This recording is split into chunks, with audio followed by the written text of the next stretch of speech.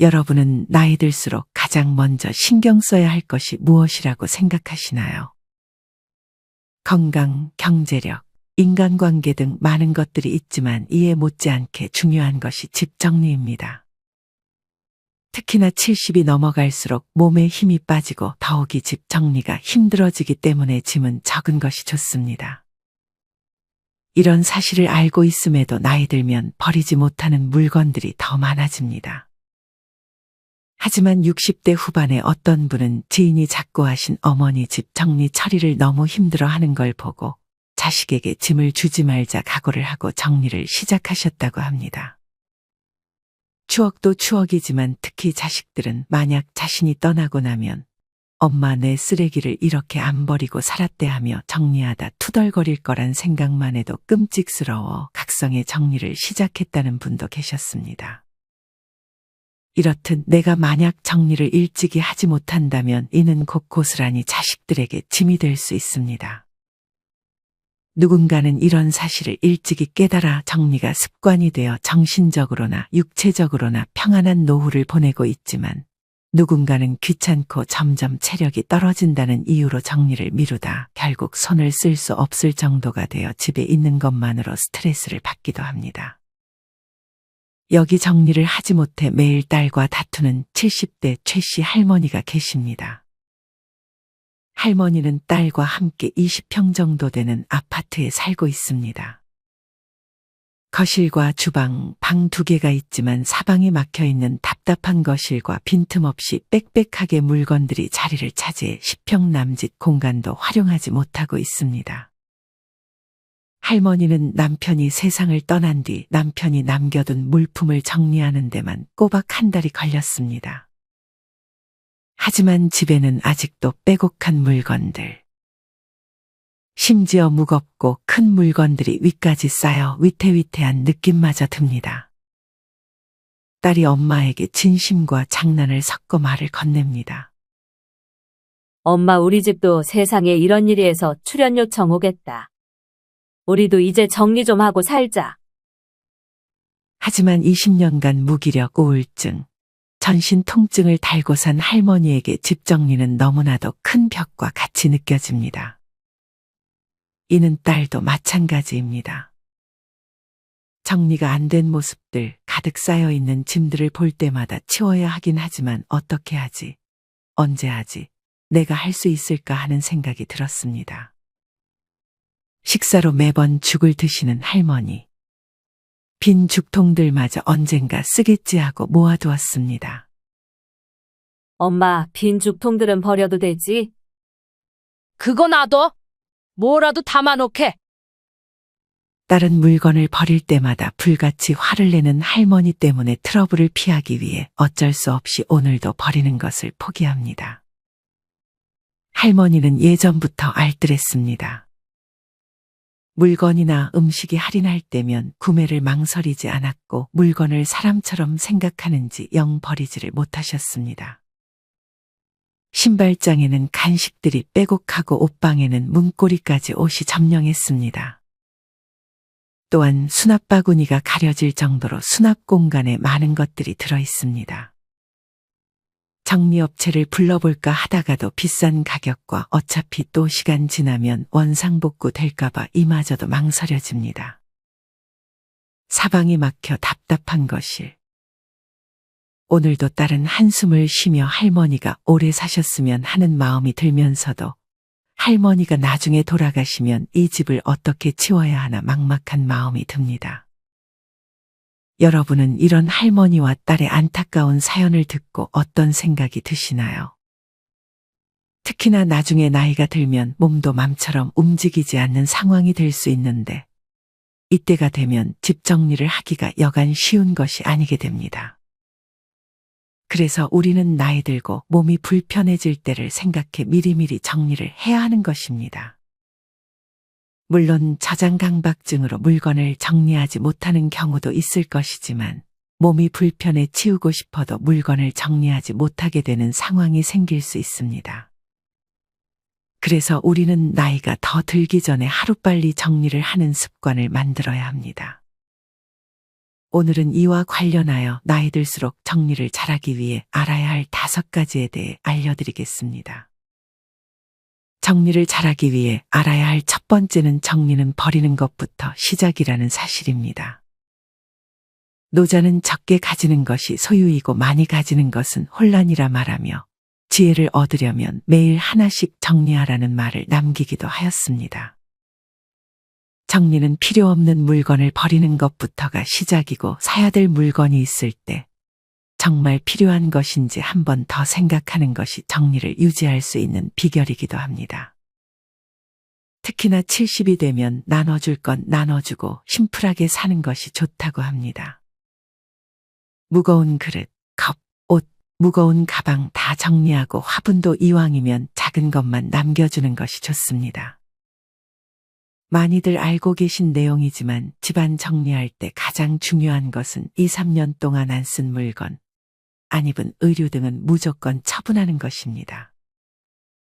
물론 1년 동안 안 쓴 물건을 처분하는 것도 좋지만 적어도 2년이라는 시간 동안 안 쓴 것은 앞으로 3년, 5년, 10년 동안 계속 안 쓸 확률이 더 높습니다. 정리를 하기 전에 먼저 물건을 모두 꺼내서 분류를 하는 것이 좋습니다. 의류는 계절별로 따로 보관하는 것이 좋고 주방은 무거운 것은 아래다가 놓고 가벼운 것은 위로 놓아야 합니다. 무거운 것을 위로 놓으면 다칠 위험이 있기 때문에 주방 말고 다른 곳에서도 무겁다 싶은 물건은 아래에 놓는 것이 좋습니다. 이 밖에도 자주 쓰는 것과 가끔만 사용하는 물건을 분류해야 합니다. 자주 쓰는 물건은 내 동선과 가까운 곳에 배치하고 가끔 쓰는 물건들은 따로 수납장에 정리해두는 것이 좋습니다. 가장 중요한 것은 일정 기간을 정해 주기적으로 버릴 것과 쓸 것을 분리해주는 것입니다. 집안의 물건이 적을수록 먼지, 곰팡이, 냄새가 사라지며 청소할 때 편리하고 청소를 자주 해줄 필요가 없어집니다. 물건은 쓰여질 때가 값진 것입니다. 아무리 무언가가 많아도 쓰여지지 않는다면 값지지 않은 것이기 때문에 앞으로 구매할 물건은 값지게 사용할 수 있는 물건인지 생각해 본 후 구매하는 것이 좋습니다. 여기서 또 하나의 팁은 수납용품을 먼저 사지 않는 것입니다. 많은 분들이 정리할 물건이 보이면 그에 맞는 크기의 수납용품을 먼저 구매하곤 합니다. 요즘 유튜브를 보면 수납용품을 진열의 편리함보다는 보이기식 정리법이 많다는 생각이 들기도 합니다.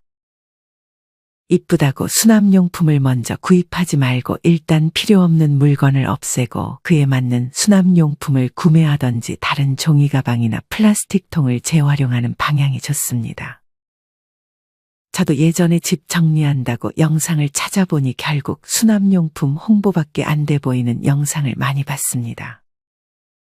특히나 옮겨 담는 수납은 안 하는 게 좋습니다.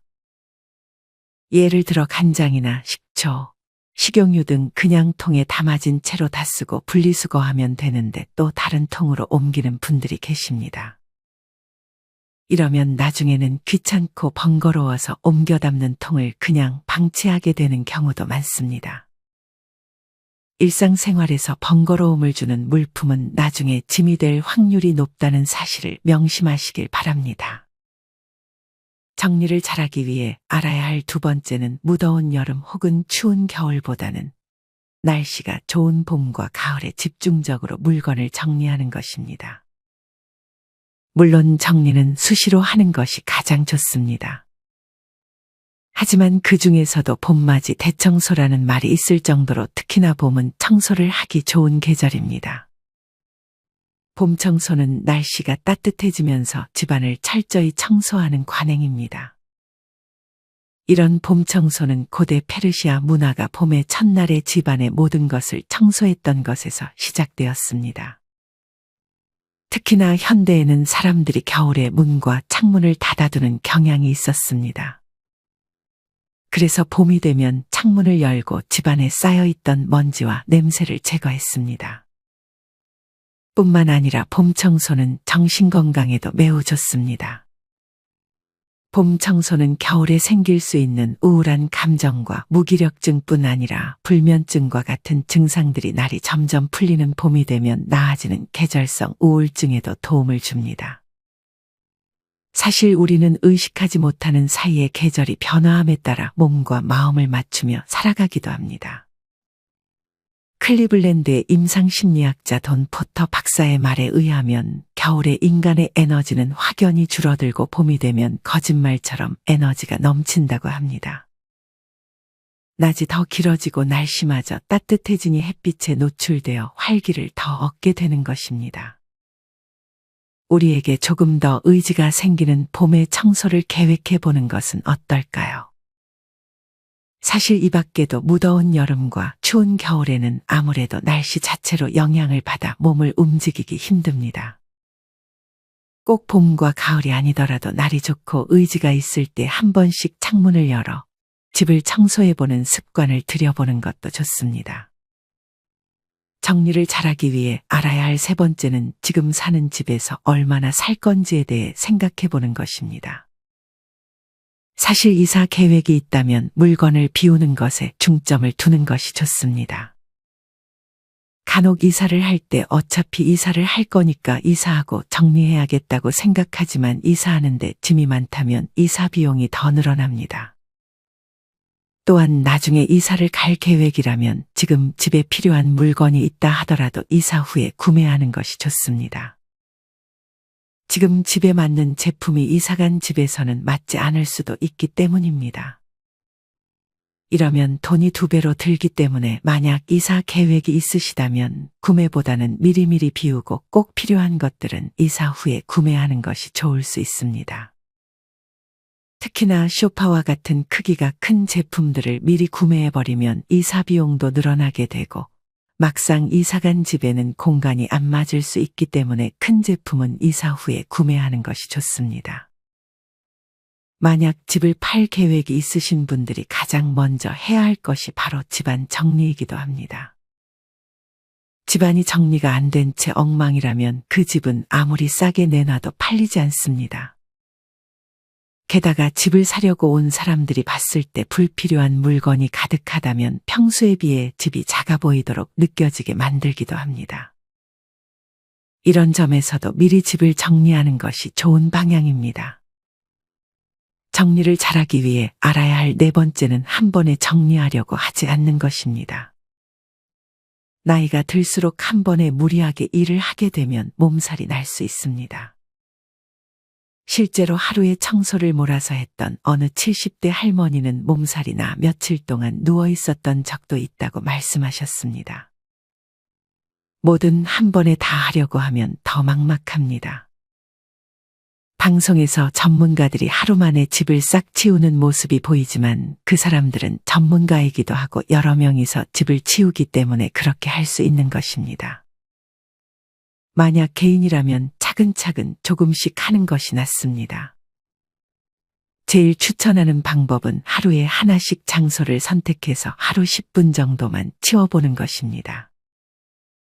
예를 들어 오늘은 주방 싱크대 수납장을 딱 정해서 그곳만 10분 동안 시간을 정해 치우는 것입니다. 이 과정에서 버릴 것은 확실하게 버려야 합니다. 많은 분들이 버릴 물건을 버리지 않고 그 물건의 위치만 바꾸는 경우가 있습니다. 하지만 이렇게 물건의 위치만 바꾸게 되면 정리할 것이 계속 생기는 악순환이 될 수 있습니다. 첫 번째로 말씀드린 것처럼 정리는 버리는 것부터가 시작입니다. 물론 쓸만한 것도 모두 버려버리라는 것은 아닙니다. 이미 구매한 것은 쓸 때까지 쓰고 너무 많이 썼거나 오래된 것이 있다면 그건 먼저 버리면 됩니다.